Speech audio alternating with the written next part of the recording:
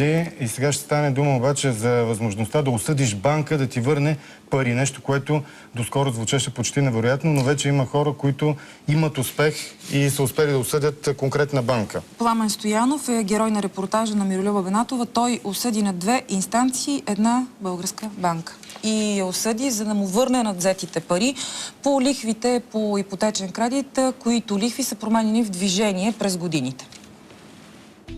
Пламен Стоянов е от Русе. Живее в чужбина от 1997 година и за времето прекарано зад граница се е научил да се бори за правата си. Аз съм обикновен софтуерен инженер в банковата сити, в Англия. Това се занимавам. Това е моят бизнес, да пиша софтуер за банки. Работил съм в ЮАР, работил съм в Северна Ирландия и в Великобритания, като съм ползвал услугите на 7 различни банки в различните държави. Не съм имал нито един проблем. Научихме за Пламен Стоянов, защото успя на 2 инстанции да осъди банката, от която е теглил кредит. Окръжният съд в Русе е решил преди месец, че Уникредит трябва да върне на Пламен 4677 лева, тъй като са надвзети от незаконно променени според съда условия за формиране на лихвата. Цената, която плащаме, е много по-висока от самото нарушено право. Но ако не си защитаваме правата, винаги ще живеем в неправова държава. Когато през 2007 година Пламен Стоянов тегли кредит, не очаква, че отношенията му с банката ще се прехвърлят в съда. До този момент нямах абсолютно никакви проблеми. Стоянов подписал договор с формула за изчисление на лихвения процент, предложен от банката. Където се казва, че лихвата ми е равна на сбор от Юрибор плюс надбавка. Това беше стандартният начин за изчисляване на лихвите по ипотечните кредити на Unicredit Bull Bank. През 2008 година формулата, предложена от банката, става изгодна за клиентите, но не и за финансовата институция. Това означаваше, че аз трябва да почвам 4% лихва и месечната ми вноска трябваше да падне, може би, с 20-30%. И банката променя условията за изчисление в движение, като въвежда компонент премия.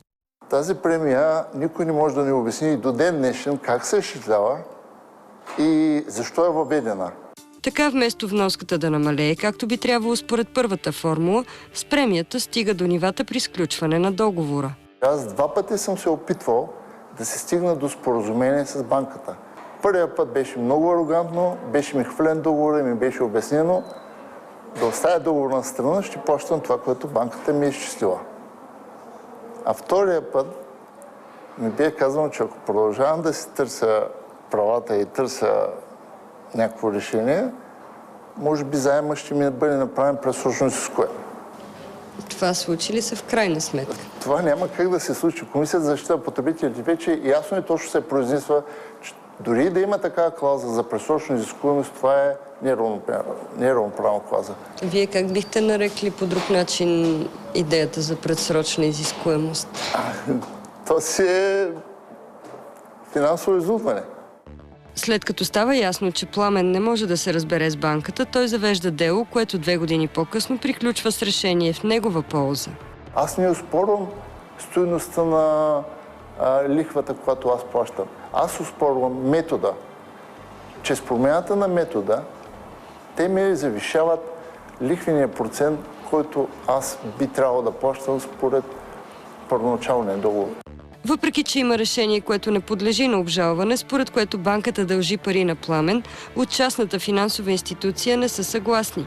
Последното писмо, което получава Пламен, от декември 2012 година. На мен беше поставено на 2 години условие в двумесечен срок да си изплатя заема, за да си получа парите, които ми бяха преценени от Русенския районен съд. Аз поне така го разбрах. Левон Хампарцумян, председател на управителния съвет на банката, с която Пламен спори, реагира на неговия казус така.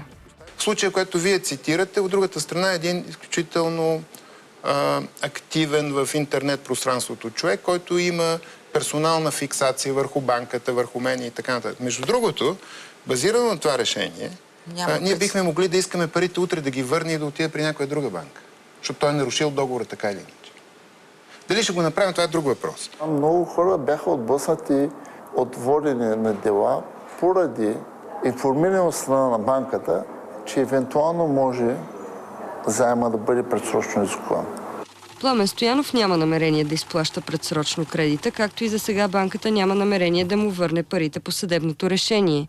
Решението на съда пък има стойност само за случая на русенеца, не може да променя правилата на банките и не може да забранява практики. Може само да служи за пример.